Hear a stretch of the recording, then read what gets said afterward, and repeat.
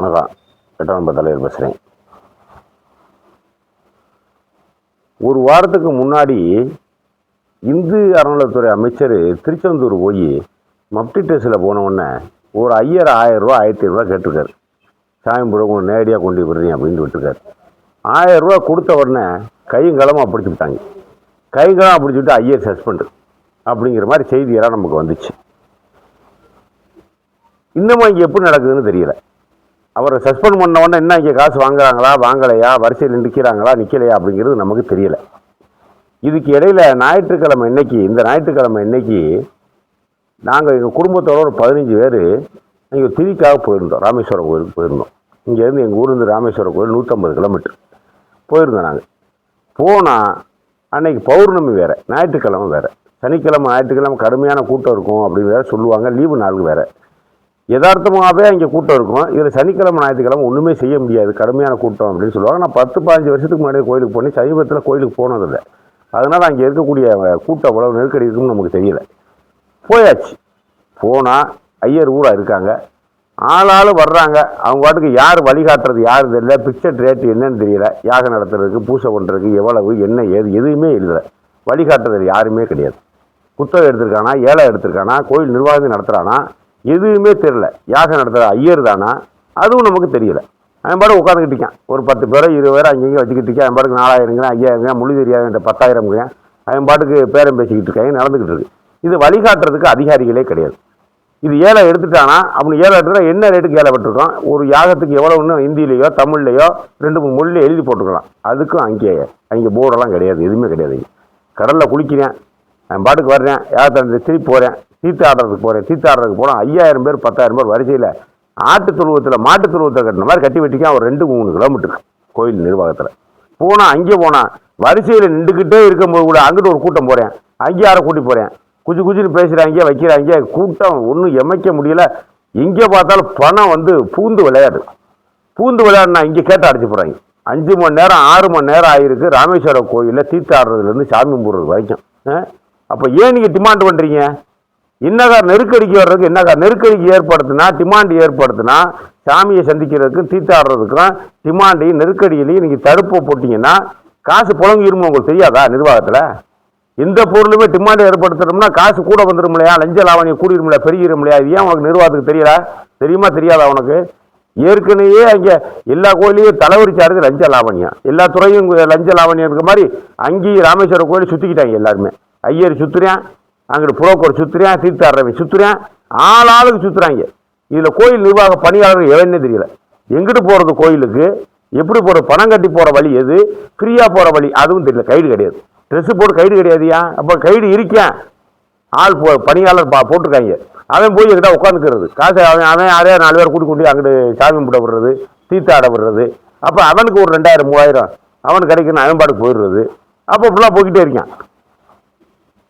இது கோயில் நிர்வாகம் கவர்மெண்ட்டை என்னதாப்பா பண்ணுறிய? ஒரு சாதாரண விஷயம், பக்தர்கள் போய் சாமி கும்பிட்டு வெளியே போகிறதுக்கு 5000-4000 ரூபா தேவைப்பட்டுச்சுன்னா ஒரு கோயிலில் நீங்கள் என்னவே நிர்வாகம் பார்க்குறிய? இது வரைக்கும் உங்களுக்கு தெரியாதா? எதுக்கியா ஒன்று காசை பிக்சட் ரேட்டு போட்டு வாங்கு, பொதுமக்களுக்கு வசதி ஏற்படுத்து. கோயில்னா புஷ்டான போச்சு. காத்திராடி தொடச்சி 40 வருஷம் இருக்கும், ஓடிக்கிட்டு இருக்கு உள்ள காத்திராடி தொடச்சி 40 வருஷம் இருக்குது. தண்ணி கிடையாது, இண்டக்ஸ் இருக்குது, தண்ணி இருக்குது, தண்ணி கிடையாது. மயங்கி விழுந்து போகிறேன் எல்லா பேரும். கத்துறேன், மயங்குறேன். கேட்டால் ஃப்ரீ வரிசைன்னு ஒன்று போடுறேன். ஃப்ரீ வரிசை ஏன் நீ? நான் கேட்குறேன், ஃப்ரீ வரிசை ஏன் நீ? இல்லாதனா கோயிலுக்கு வரமாட்டேன். நீ பேச்சு நிப்பாட்டு போது இது முதல் எல்லாத்துக்கும் காசு 50 ரூபா டிக்கெட் 100 ரூபா டிக்கெட் கண்டிப்பாக இங்கே போனால் 100 ரூபா டிக்கெட் போனாதே சாமி கும்பிடலான்னு ஒரு நிர்வாகத்தை கொண்டு வா. முதல்ல எதுக்கு ஃப்ரீ விடுறா? நீ ஃப்ரீ விட்ட வெளியில எல்லா போட்டு காசு கொடுத்தா நான் வாங்குறேன் வாழ்கிறேன். நீ மட்டும் கோயிலில் ஏன் ஃப்ரீ விடுறா? ஃப்ரீ விட்டா அவனுக்கு வேணுங்கிற வசதி செய்ய முடியுதா? இப்போ லஞ்ச லாவணி குடிக்கிறது, தடுத்து நிப்பாட்டுறது, 5000-10,000 வழிகாட்டுறதுக்கு ஆள் இல்லாமல் தடுத்து நிப்பாட்டுறது. அங்கே 5000-10,000 வாங்கி எனக்கு நிறைய இந்திக்காரங்கிட்ட ஒரு ஆளுக்கு 600 ரூபா மேனிக்கு ஒரு குடும்பத்திலே வாங்கினேன். ஒரு ஜிபேயில் வாங்கினானையா? அது சொல்லி நம்ம ஒரு ஜிபேயில் வாங்கினேன். அம்மா நான் எங்கேயா கேள்விப்பட்டிருக்கிறா? ஜிபேயில் வாங்குற அளவுக்கு துணிஞ்சிட்டேன். கோயிலில் இருக்கக்கூடிய பணியாளர்லேருந்து ஐயர்லேருந்து அத்தனை சீப்பையில் வாங்குற அளவுக்கு துணிஞ்சிட்டான்னா உன் நிர்வாகம் எப்படி இருக்குது? நான் விஜய் சர்க்கார் நான் சொல்லலை, எல்லா சர்க்காரும் இதே மாதிரி தான் பண்ணிக்கிட்டு இருக்கீங்க. ஒரு கோயிலில் சாவி மட்டும் வர்றதுக்கு ஒரு வழிவகை செய்யல. நீ என்ன துப்புக்கட்ட சர்க்கார், என்ன நிர்வாகம் பார்க்குற? இப்படி போனால் என்ன ஆகும்? நான் கேட்குறேன். சனிக்கிழமை ஞாயிற்றுக்கிழமை கூட்டங்கிற எப்போ போனாலும் இங்கே லஞ்ச லாவணியம் கொடிகட்டி பறக்குது ராமேஸ்வரத்தில். இதே மாதிரி காசுதான் கொடிகட்டி பறக்குது. ஒரு கோயில் நிர்வாகத்தை ஏன் நீ டைம் போடக்கூடாது? ஏன் டைம் போடக்கூடாது? ஒரு டோக்கன் போட்டு ஆன்லைனில் டிக்கெட்டை விட்டுட்டு யாருமே வரக்கூடாது. கோயில் பணியாளர் மட்டும் தனி ட்ரெஸ்ஸை போட்டு தான் நிற்கணும். வேறு யாருக்குமே பேசக்கூடாது. நீ இதெல்லாம் ஏன் உன்னால் கொண்டு வர முடியல? ஃப்ரீ தரிசனமே கிடையாதுயா, ரத்து பண்ணியா போல. நீ ஃப்ரீ விட்டுனா எல்லா பொருளும் வெளியில் காசு கொடுத்தா நான் வாங்கி வாழ்கிறேன் மனுஷன்.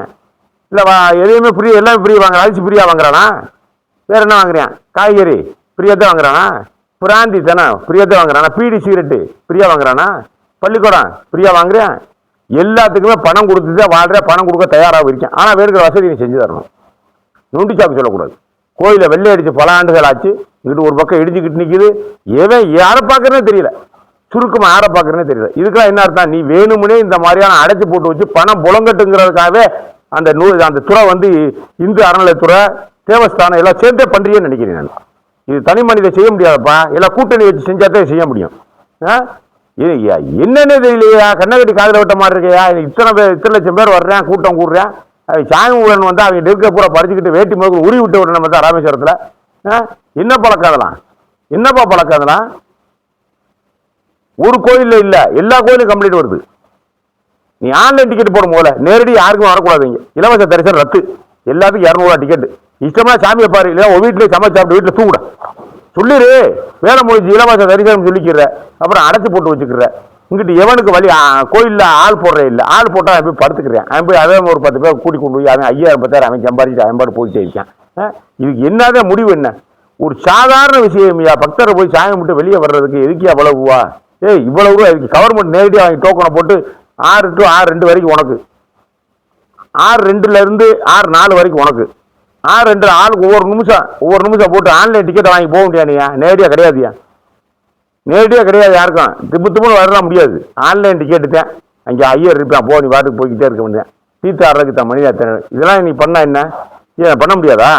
என்ன இது என்ன வானத்தை வில்லா வளைக்கக்கூடிய விளையாது? இதெல்லாம் பண்ணுறதே இல்லையா?